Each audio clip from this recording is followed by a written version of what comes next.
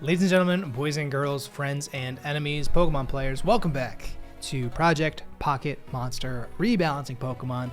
We're doing Johto, and this is the final part of Johto. This is a series where we go through and we look at these Pokemon that have been left by the wayside by Game Freak due to a number of different reasons, most notably power creep. If you don't know what power creep is, it's when new utilities and abilities are introduced that make older ones irrelevant, right? So, you know, why use a Seaking when you can use a Dracovish? That's kind of the idea we're going for here. Basically, when we rebalance these Pokemon, there are a number of different assumptions that we have to make. If you already know these assumptions and you're familiar with the series, welcome back for one thing. But you can go to this time right here and you can skip right ahead to the rebalancing section. But if you don't know our assumptions, you might want to stick around for this next part as it'll give you context to what we do going forward. Alright, so we're not changing the type chart or type matchups. That means fire is still super effective against grass, grass is still super effective against rock, and rock is still super effective against ice. All of that in vanilla Pokemon remains consistent in our rebalancing.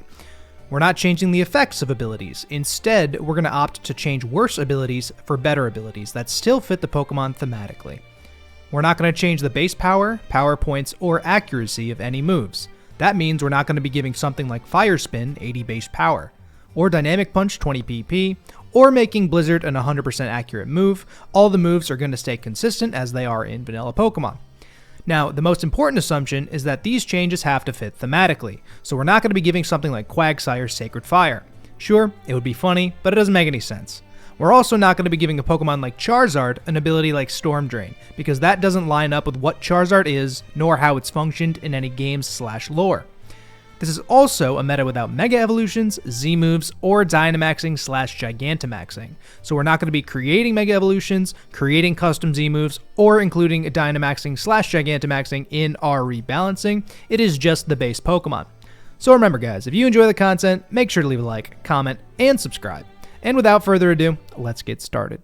Oh man, I mean, starting right off the bat with a big one, it's Delibird. Now, Delibird has been, oh my goodness, it's just a Johto Pokemon. It's just an unfortunate Johto Pokemon. I mean, base 330 stats, nothing higher than 75 being its speed stat, which isn't even that fast. Abilities that honestly aren't so good either. I mean, Hustle is okay, but coming off a base 55 attack is also not incredible. Delibird needs a decent amount of work. Delibird's even gotten better in Generation 8 with the addition of heavy duty booties, but it's still obviously not so good. I mean, Ice Flying is a pretty damn terrible typing. Even a Pokemon like Articuno still has no niche in the current meta, besides the fact that we went and we rebalanced it, but you know what I mean, but it's fine. So we're going to need to touch Delibird a fair amount. So, starting right off the bat, I wanted to give Delibird 25 points into each of its defenses, bringing it up to 70-70.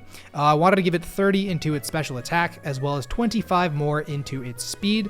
This puts it at a base speed of 100, as well as having a actually usable special attack stat, as well as change out Insomnia for Super Luck. Now, it literally has Vital Spirit and Insomnia.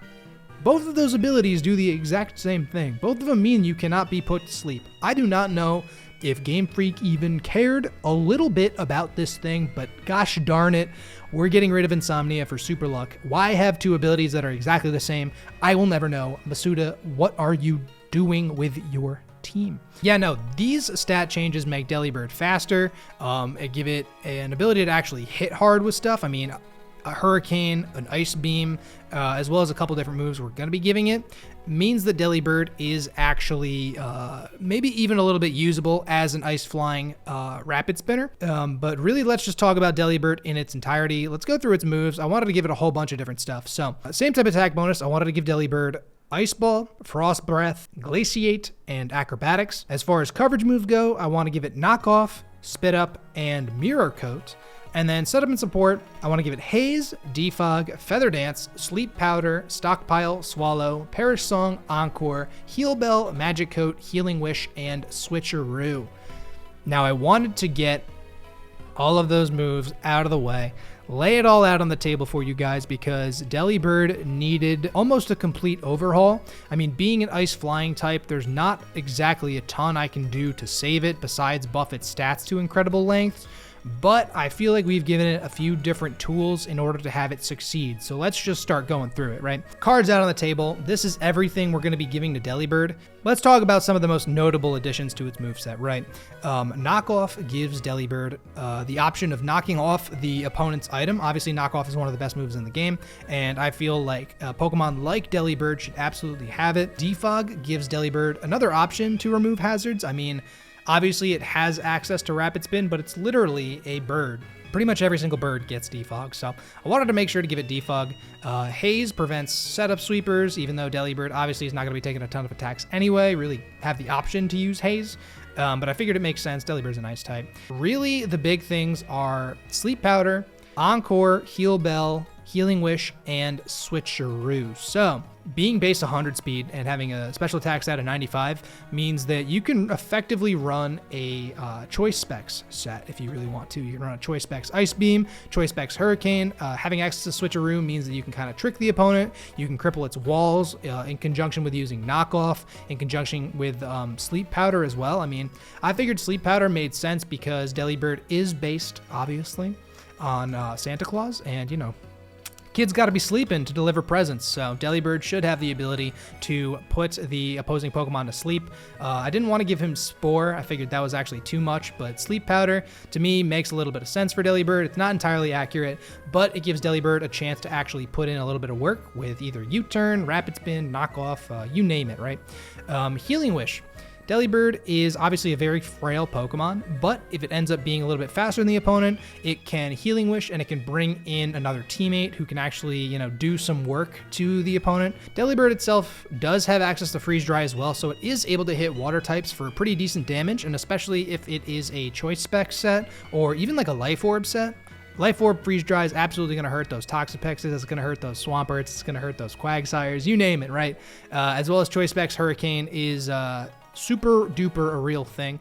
You can run a Scarf Delibird, you can run an entirely supportive Delibird, a pivot with U-Turn, Rapid Spin, Booties, Sleep Powder, and Knockoff. You don't need to run an Ice type move, you don't need to run a Flying type move, just have Delibird literally be a really fast supportive Pokemon. I believe that with Sleep Powder, Delibird is one of the fastest Pokemon with the ability to put something to sleep, besides like Darkrai and Jumpluff, or maybe even like Venusaur and Sun, but this gives Delibird a number of different tools that make it relatively unique. Now, Super Luck to me was an ability that I figured made sense. I mean, Delibird's based on a Saint. Initially, I had given him Serene Grace, but then I remembered that Delibird had access to Blizzard and a 60% chance to freeze your opponent with Blizzard. That wasn't something that I could let happen. In my initial draft of Rebalancing Johto, he had Serene Grace. And I figured Freeze is already as toxic as it can be. I don't want to give Delibird access to something like that. So I decided to opt to change Insomnia to Super Luck. This means that Delibird is more likely to get crits. And crits Knockoff, crit Freeze Dries, crit, even like crit Rapid Spin. Sometimes it matters. Sometimes a critical hit can really turn the tide of a game. And you never know until it actually happens in battle. This just gives Delibird an ability to not use Hustle or Vital Spirit. Usually you might want to be running Vital Spirit anyway, just to be able to switch into powder moves like a Sleep Powder, a Spore, etc. But I believe that a lot of these tools give Delibird some semblance of a niche, maybe not in the higher tiers, but absolutely in the lower tiers. I mean, Knockoff, Rapid Spin, Sleep Powder, U-Turn, those are just fantastic moves to have, and having them all on one Pokemon, especially with one as unique of a typing as Delibird, definitely is nice to have. So Delibird by no means is broken. It's still pretty frail. It doesn't exactly hit crazy hard, but now it has a bunch of options to actually be able to support its team in a way that I feel Delibird should, bringing it back with Healing Wish, being able to cripple the team with Sleep Powder, being able to hit with Freeze Dry, as well as being able to maybe even run like a Focus Sash Mirror Coat set. Just turn the tide, turn the table, get something out of there, bring something in clean with U-Turn. Delibird, not meant to be an overly super powered Pokemon, but I figured making it a sort of making Delibird sort of a support Pokemon who's an Ice Flying type is definitely unique and may give Delibird some semblance of actual play. All right, next up we have Mantine, and Mantine is a Pokemon who is deceptive, right? Those of you who know anything about Mantine know that Mantine has never really been the best Pokemon, but over the course of a few different generations, Mantine has actually gotten a substantial amount of buffs from Game Freak, notably in its HP, and notably with the addition of Roost and Heavy Duty Boots. Now, Mantine is a water flying type who can do things that a lot of other water types can't do. It can defog, for instance. It can roost. It has access to reliable recovery.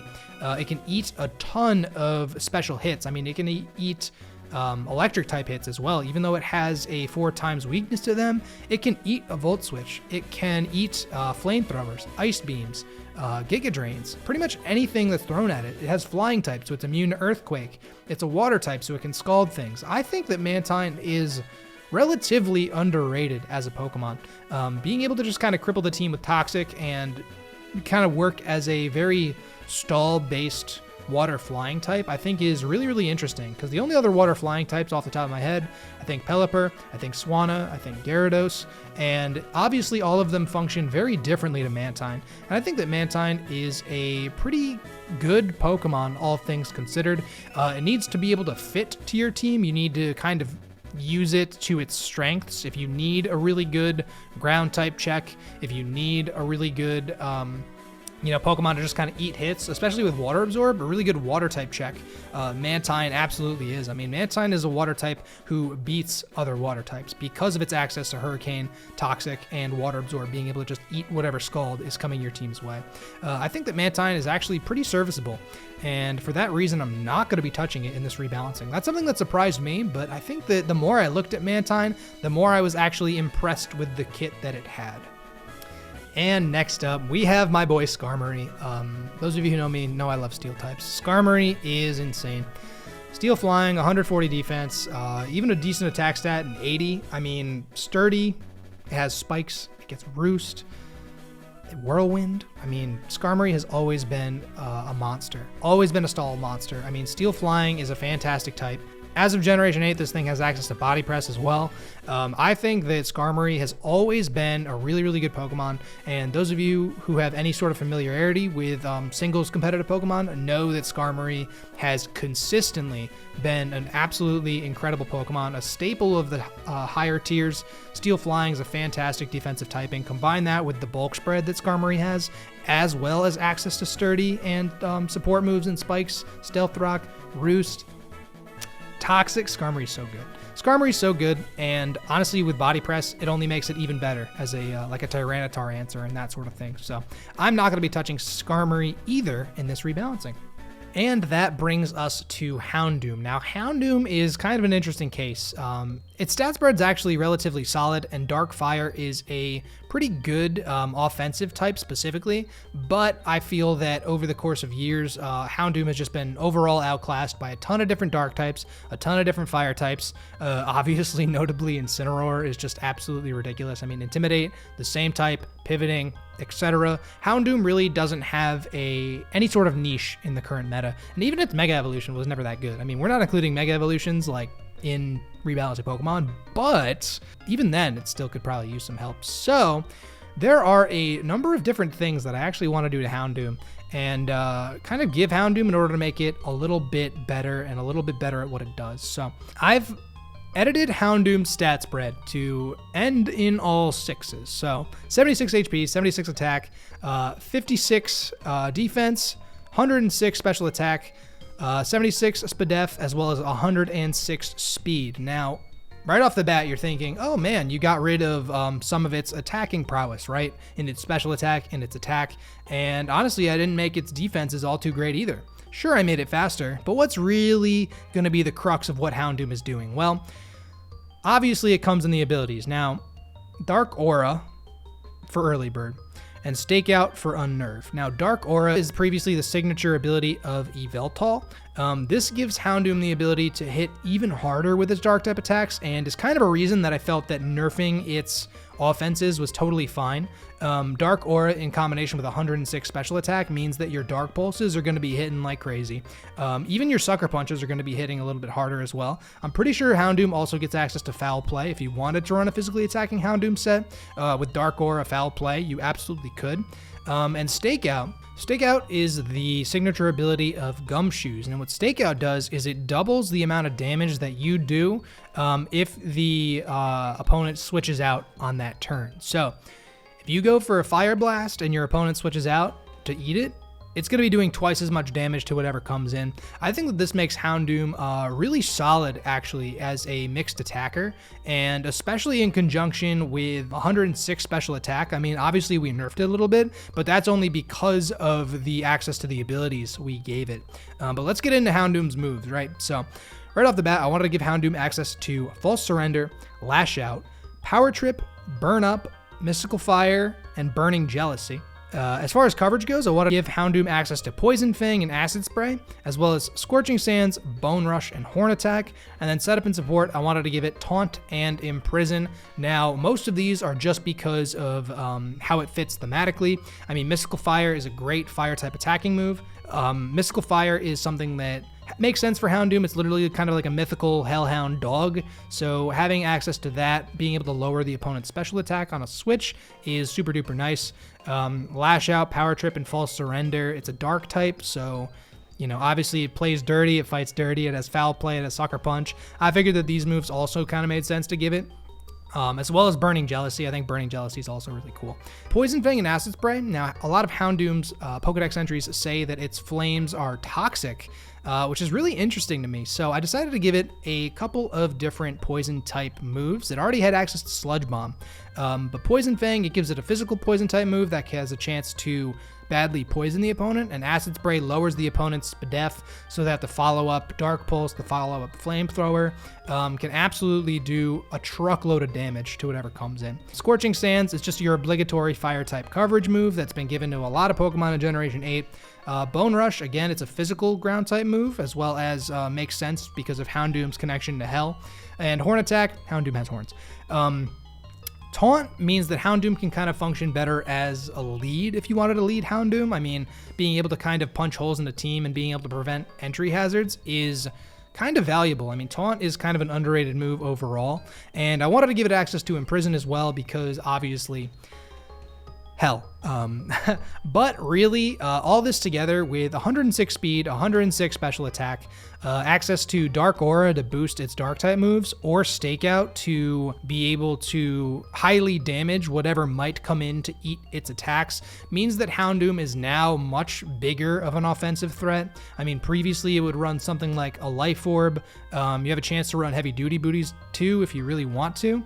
But I think that all of this kind of goes away to make Houndoom actually kind of a feared Pokemon. I mean, Dark Fire is an absolutely fantastic offensive typing, and Dark Pulse in conjunction with Flamethrower, in conjunction with something like Stakeout, Sucker Punch, Scorching Sands, I mean, there's actually a bunch of different ways you can run Houndoom now. The biggest thing we changed is honestly its speed tier. I mean, being able to outspeed base 105s, let alone base 100s, is really, really nice. I mean, Houndoom's now going to be able to go first much more of the time. I mean, at the time, 95 speed is really good, but nowadays it's just not going to cut it. So 106 means that Houndoom is much faster, and its abilities let it hit substantially harder under a couple of different circumstances.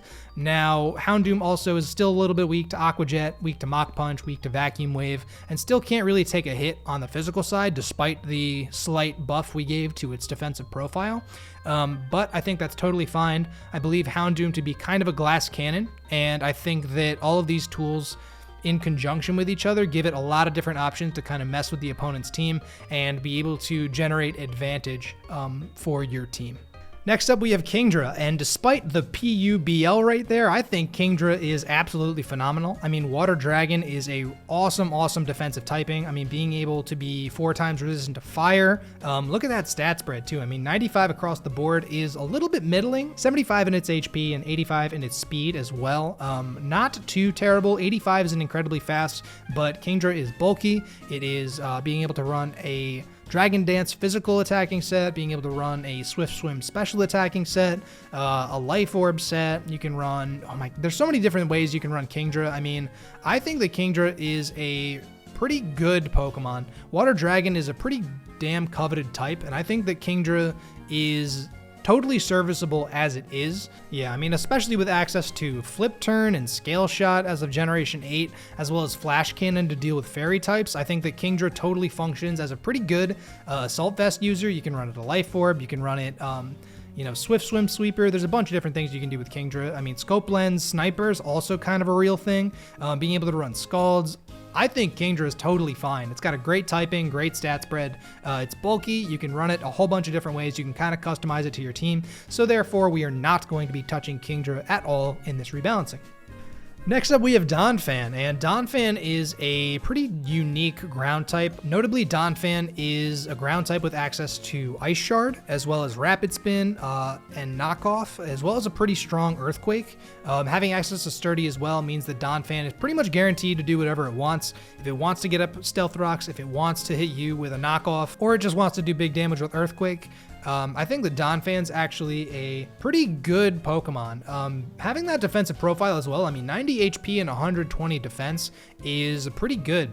And especially in conjunction with the fact that you're not going to be running speed on Donphan at all, means that, you know, you can build your Donphan to be able to just eat hits for days. I mean, ground's usually weak to special attacks anyway, so Donphan's totally able to eat other ground type attacks, rock type attacks, fighting type attacks, you kind of name it. I mean, obviously it's still weak to a bunch of different special attacks, but being a ground type with spin is relatively unique, and also having access to Ice Shard, Seed Bomb, different coverage tools like that really go a long way to make Donphan actually stand out as a ground type for your team. So I'm not going to be touching Donphan at all in this rebalancing either. I think it's pretty good of a Pokemon, and I think that you can usually find a place on your team for it if you need a spinner, if you need a defensive sort of pivot, or if you need like a rock setter who's able to also function as a priority user. Being able to shut down dragon types with Ice Shards, also pretty damn valuable. Or Iron Head or Head Smash. There's a bunch of different things Donphan can do. So we're not going to be touching Donphan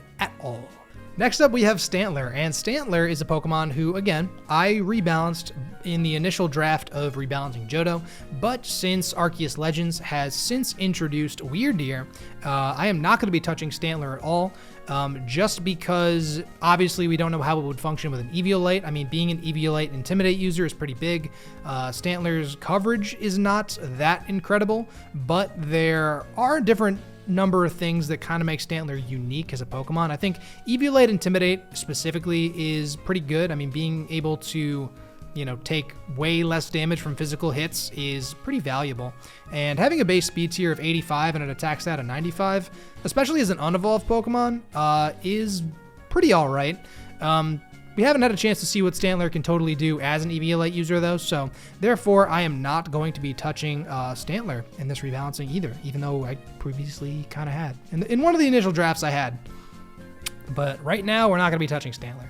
All right, and that brings us to Smeargle. Now, Smeargle is a really, really interesting case when it comes to rebalancing Pokemon, because Smeargle already gets access to every single move in the entire game due to its access to Sketch, which is able to copy any move at all and make it permanent on Smeargle. So obviously, there's no reason for us to give Smeargle any additional moves because it can literally use anything it wants, but Smeargle still has a base stat total of 250, and honestly, there is a little bit of help we can do for Smeargle. So very quickly, we're going to be giving Smeargle 20 into its attack, 20 into its special attack, as well as 20 into its speed. Most notably, the speed is really what helps Smeargle out. I mean, Smeargle's obviously usually a suicide lead. Usually it is a sticky web user, a spore user. Sometimes it runs Nuzzle, so it's not entirely taunt bait.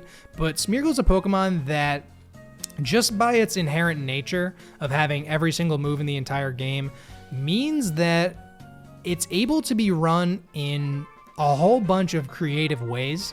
And Smeargle is one of those Pokemon that already has a niche, and I only really feel it necessary to buff its speed stat because of the fact that 75 just really isn't cutting it anymore. I think that 95 base speed is much more acceptable for the role that Smeargle is supposed to play. And its additional offense means that if you are opting to run like a Shell Smash Smeargle set, or even like a Tail Glow Smeargle set, you can literally do anything with Smeargle. It's impossible to cover every single set you can run. Notably, it's usually just a suicide lead with entry hazards and Nuzzle, but I figured that it was important to just give Smeargle a little bit of love, buff its speed stat, buff its offenses, just in case it really needs to use them. And I think that speed in particular definitely goes a little bit to make Smeargle just a better overall Pokemon. All right, Hitmontop. Hitmontop is a pretty good fighting type. I mean, especially in Generation 8 with access to Triple Axle as well. I mean, Technician Triple Axle is absolutely insane. Technician Rapid Spin, especially with the boost. I mean, being able to boost your base 70 speed by +1, even if you're not invested, that means you're going pretty dang fast all of a sudden. Especially in conjunction with Intimidate, this makes Hitmontop a relatively good special pivot, as well as a really good fighting type spinner.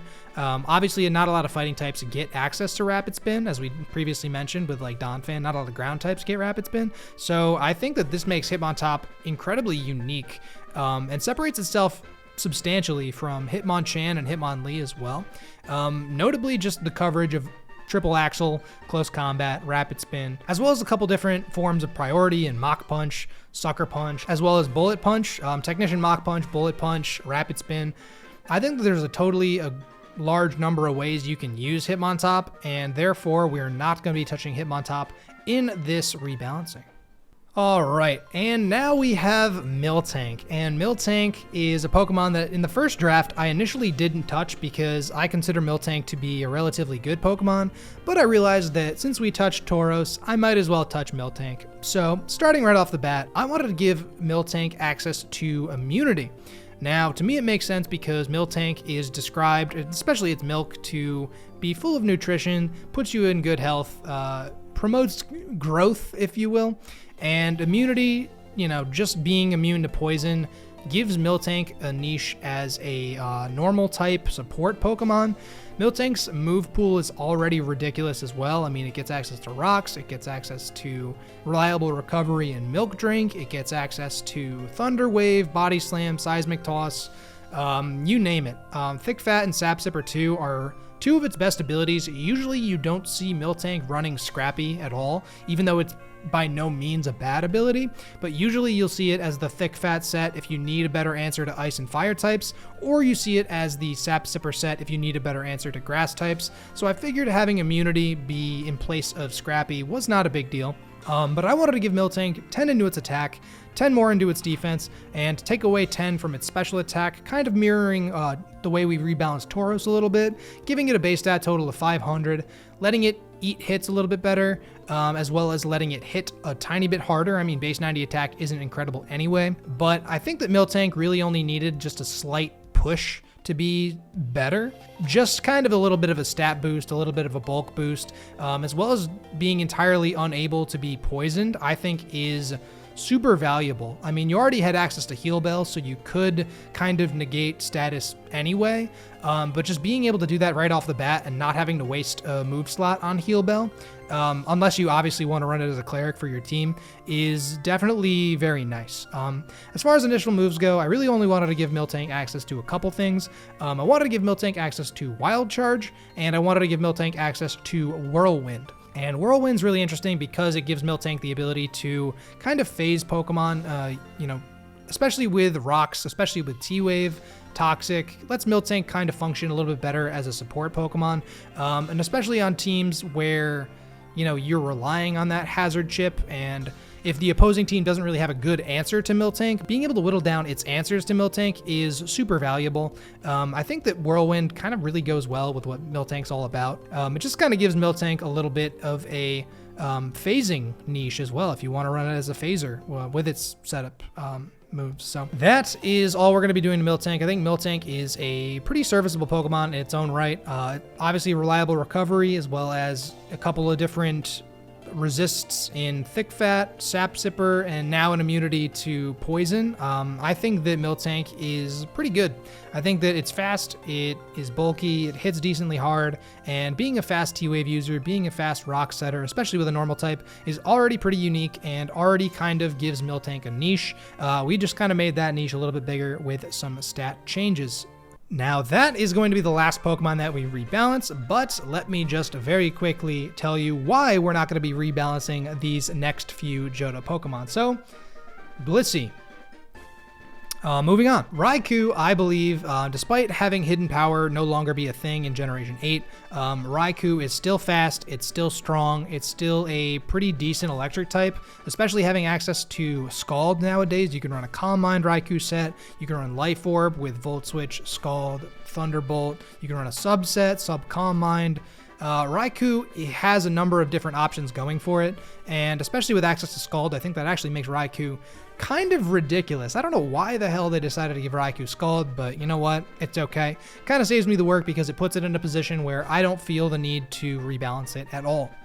Entei is a Pokemon that, as of Generation 8, of course, heavy-duty booties are indeed a thing. Having access to Sacred Fire, 115 base attack, especially if you're running like a Choice Band set, access to Extreme Speed, Entei is pretty bulky, hits pretty hard. Sacred Fire is an incredible move because of its additional chance to burn as well, just to inflict a little bit of passive damage. Access to Stomping Tantrum, Stone Edge, and having a base 100 speed stat also is nothing really to sneeze at. I think that there's a lot of things that Entei can do that a lot of other fire types can't do, so therefore we're not going to be touching Entei as well. And last of the dogs, this is Suicune. Suicune obviously is a mostly passive Pokemon. I mean, you can run the Crocune set with Calm Mind, Rest, Sleep Talk, Scald, but obviously you have access to Ice Beam, you have access to Air Slash, you have access to Tailwind, Toxic. Its defensive spread is absolutely ridiculous. I mean, 100, 115, 115 with investment. You're not taking Suicune down with super effective hits, especially if it sets up a Calm Mind. There's absolutely no way you're taking it down with Thunderbolts and Giga Drains. So I'm not going to be touching Suicune at all. I think Suicune has solidified its niche as a setup water type sweeper. So therefore, we are not going to be touching him. Tyranitar. Tyranitar is an OU staple. It is probably the best sand setter in the entire game, except for maybe Hippowdon, but even then I don't think it is. Access to Pursuit, access to Stone Edge. You can run a Weakness Policy set, a Dragon Dance Weakness Policy set, an Assault Vested set, a Choice Scarf. You can run it kind of special as well. I mean, 95 base special attack is not that bad either. Tyranitar outspeeding base 60s. Tyranitar is ridiculous. Rock Dark is a pretty damn good offensive typing as well. Earthquake, a bunch of coverage. I don't need to explain any more about how T-Tar is ridiculous, especially with that Spadef boost coming from its sand that it sets. I think Tyranitar is totally fine. Obviously does not need to be touched. And in fact, it probably needs to be nerfed a little bit, but you know what, that's okay. Tyranitar will always be a staple of competitive Pokemon. I don't care if 3 generations go by. Tyranitar will still be at least UU. And lastly in the Johto decks, we have Celebi. Celebi, Psychic Grass type, obviously that gives it a 4x weakness to U-turn, but Celebi is a Pixie Pokemon, which means it's going to have 100 base stats in every single stat, having 600 base stat total. Celebi has access to a ton of different moves. It has Pivoting, it has Cleric support with Heal Bell, it gets, you know, freaking Giga Drain, Psychic, it gets Nasty Plot, it has Earth Power, it has Leech Seed, it has Substitute. Celebi, for what it is, has access to literally everything it needs to be successful, so therefore I will not be touching Celebi either. And that is it for rebalancing Johto. Let me know what you guys think about Super Luck buffed Delibird, as well as Dark Aura Stakeout Houndoom, as well as the changes we made to Smeargle and Miltank. Keep in mind, guys, that this is all for fun. If you guys have any ideas about how you would rebalance these Pokemon, please let me know in the comments. And if you enjoy this type of content as well, make sure to leave a like and subscribe. Rebalancing Hoenn coming obviously at some point, but I kind of went on a grind to get rebalancing Johto kind of wrapped and put away, so we'll see when it comes out. I don't know, I'm not going to be too pressured to do it, but anyway, I'm going to get out of here. Thank you all for watching, and of course, until next time.